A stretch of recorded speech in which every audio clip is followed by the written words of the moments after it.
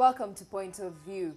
We look at the issue of student unions in the country and in the world generally. Now, students have normally and in time come together to form unions to push forth policy framework that involves and affects them and the society in general.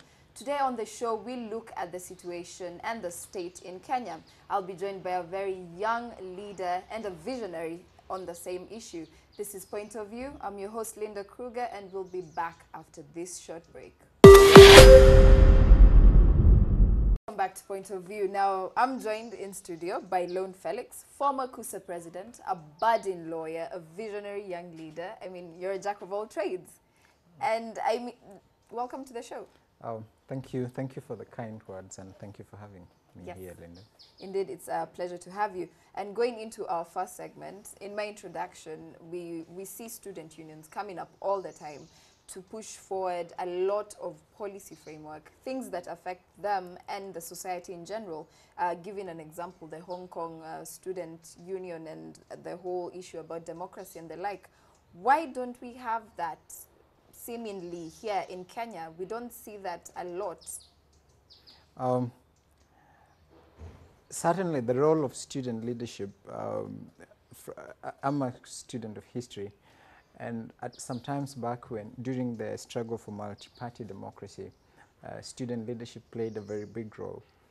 And there are very prominent names during that time of James Orengo and what have you. In our current stature, I can attribute the situation you're describing to two things. Mm-hmm. The first thing is the situation has fundamentally changed in Kenya, that we can no longer play the role that a student leader played then, because you have a formidable or a quite formidable opposition, which is, albeit unsuccessfully, trying to check the state. And then number two, you have immediate pressing needs of students which occupy you. So you have to assign priority. Am I going to prioritize national issues, or am I going to prioritize the very pressing issues affecting my immediate constituents?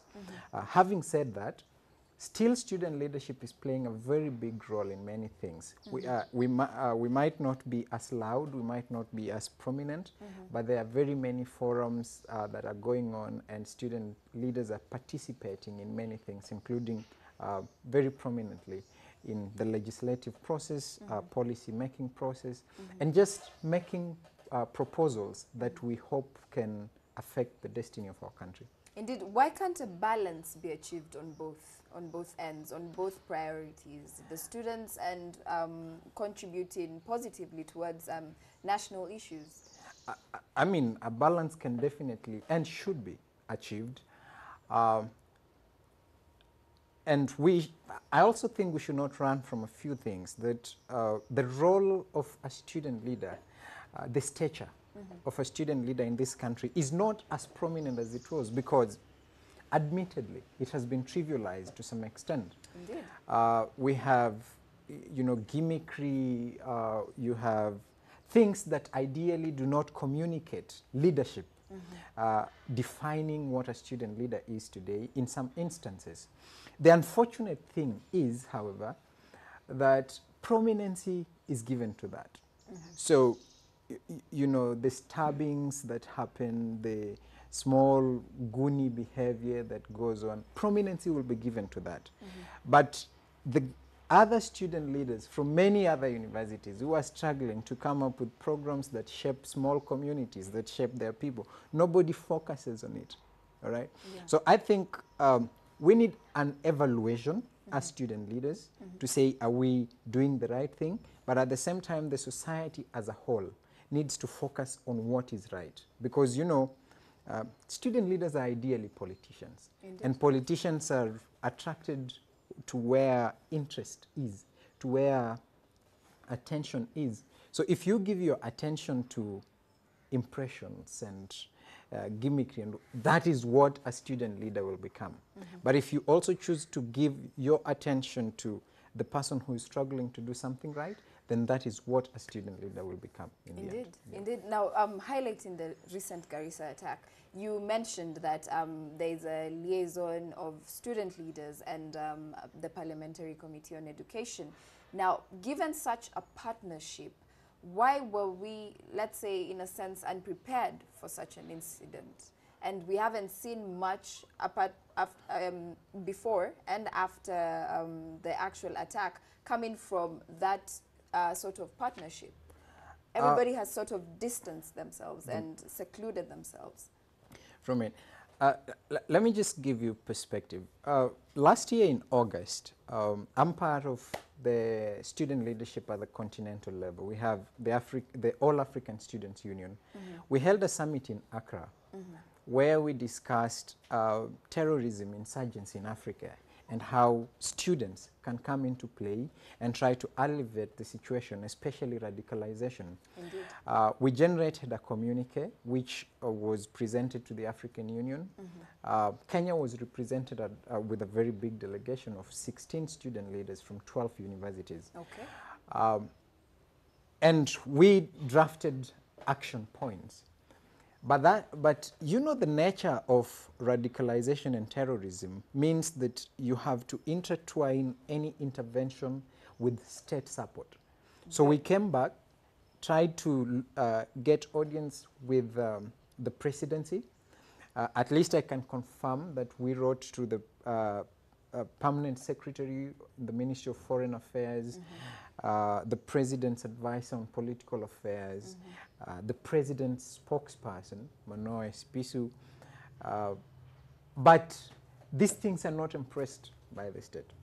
Were not impressed then, they have not been impressed today. So that diminishes our role as students in trying to secure our nation. Are we willing to be partners in this process? We are willing. We have demonstrated it. We have sat down and crafted proposals, mm-hmm, to that effect. Mm-hmm. But is the state supporting our desire to intervene? It's not supporting it. Mm-hmm. Number two, in the aftermath of Garissa attack, I led a march, and over 4,000 students came. Very many Kenyans of goodwill came to Nairobi, and we walked and took a petition to the office of the president. Mm-hmm. But other people shied off, and this is the truth. It's funny. It's actually weird. Other people being the students or pertinent stakeholders? Pertinent stakeholders, including students. Mm-hmm. Some of them kept off because somebody would tell you this is whipping up anti-government sentiments. Mm-hmm. So politics comes into play. And you know, the very unfortunate nature of our political system is that if you communicate to a problem, you know, there is somebody who is responsible for that problem. Yeah. In many instances, it will be the government. So if you communicate to that problem, people look at it like you are anti-government. Mm-hmm. Now we have shredded the student leadership and the nation at large to be that you are either for or against government. Indeed. If you're supporting the government, you're not supposed to say anything that makes it look bad, even if things are happening, even if lives have been lost. Mm-hmm. So when a situation like that arises, you find yourself, a nation is mourning, but still divided. Indeed, indeed. And candidly, maybe to ask you, do you think the government has suppressed student unions coming out and fully embracing their role in society? The role of the student unions is not as prominent as it should be, mm-hmm, for many reasons. I mean, as a student leader, I knew that I was being monitored. Mm-hmm. I don't know why, mm-hmm, all right? I don't know. You knew that you were being watched. I mean, you feel, well, they say, mkono ya serikali ni mrefu. Mm-hmm. So you always feel it around. Yeah. I don't know why. Perhaps the history of the country makes the state to be a bit cautious. Mm-hmm. Where we make a mistake is this. You do not incorporate proposals, the energies of these people into the main working framework of the nation. And we control an amazing population. I mean, I was a president of 80,000 students the best of the best in this country. Imagine, young minds, Young, brilliant. energetic, and everything. But you can only be heard if you have that ability to go out, lobby, create partnerships, which is tiresome. And remember, I'm also a student. Yeah. So I also want to be in class and study. Indeed. Yeah. Indeed. So basically, there is that disconnect between the student unions and the government at large. Absolutely. All right. So moving on, what can we owe the sudden increase in radicalization of young people in Kenya, especially given the recent Garissa attack? The mastermind, I mean, was a former law student. That's just mind-blowing. What can we owe the sudden rise and luring of young minds to radicalization? Radicalization is a phenomena that is really coming up just globally, not even in Kenya itself. Yeah. And just like any other form of extremism, it finds comfort in whatever little pots of complaints that our society has. Mm-hmm. So a community will have a propensity towards radicalization if they feel they have been excluded from the mainstream aspect. So, you know, historical complaints, yeah. Perceptions of religious discrimination and mm-hmm. what have you. Mm-hmm. Sometimes, you know, sheer desperation. I don't have a job. Mm-hmm. And somebody is offering me some little money. If I join them, I will join them. Yeah. So sheer desperation. The other aspect, which I think is unique to the Kenyan context, is that the enemy is actively looking for souls to convert, if I have to put it that way. Okay. Okay. So Al-Shabaab and other extremist elements are deliberately